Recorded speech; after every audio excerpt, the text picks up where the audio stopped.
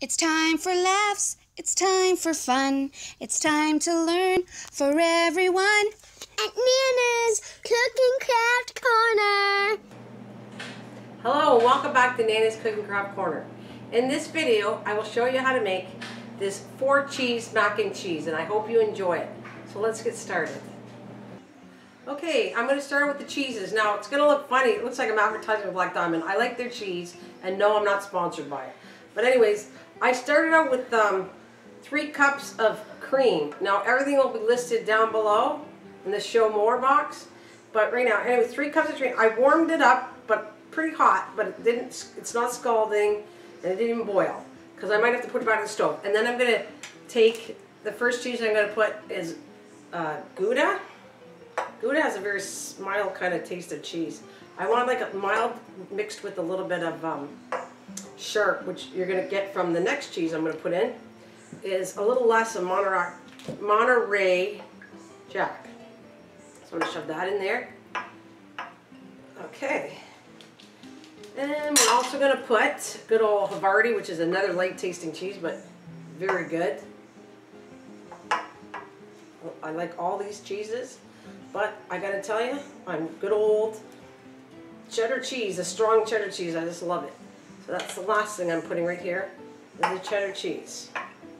Now what I'm going to do, I've already preheated the oven to 325 because I'm using a glass dish, and I don't want my dish to break. I'm going to stir this up. Now if it doesn't melt, I might have to take it to the stove, but in the meantime, yeah, it looks pretty good. So it's still kind of thin. I'm trying to think, I wanted a thinner cheese sauce. I'm just seeing if I want to add some more cheese. I might have to add some more cheese because I think it needs a little bit thicker, but it should suck it up with the pasta. Now in this dish, I have 4 cups of dry pasta cooked, and I cooled it off and ready for the sauce I'm kind of making. I'm going to have to bring it back to the stove, and I think I'm going to add a little more cheese to it, and I'll get back to you in a second. Alright, so you can see it's really nice consistency. What happens is it's half and half cream with the cheese, and then I added more cheese, which again I'll list down below. And I added 3 tablespoons because it wasn't quite thick enough.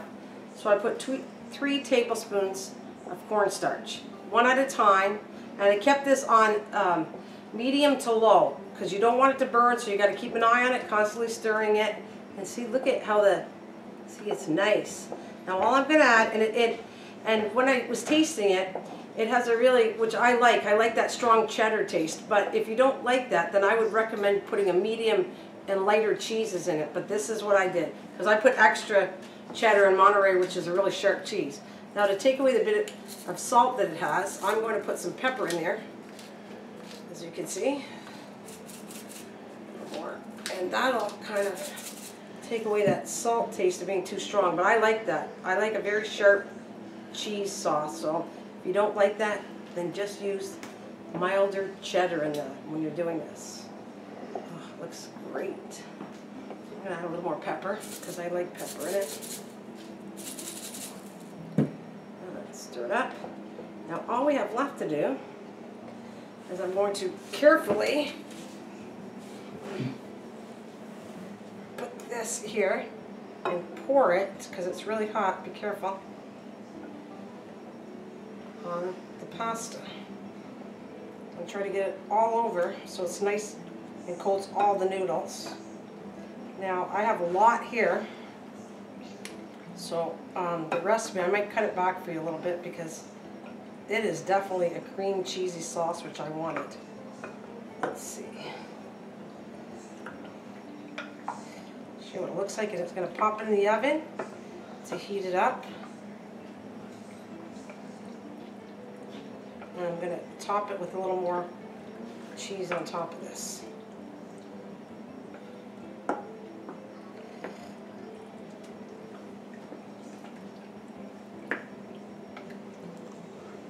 Alright, there's still a little bit more left in here, so you can use it on something else. I did make a lot, but you can just make more pasta, and yeah, that looks really good. So I'm going to pop that in the oven, the preheated oven that's at 325. Okay, I took it out of the oven, and I'm going to put whatever kind of cheese I put. I decided to put a lighter tasting because I found that it's a little on the saltier taste, so I'm going to put a less salty cheese on top. And another thing that cut it is you could actually put breadcrumbs, would be really good on this. And then I'm going to put it back in the oven, toast it, and then it'll be finished. And I'll show you in 1 minute. Okay, I just took it over the oven for the second time to toast it.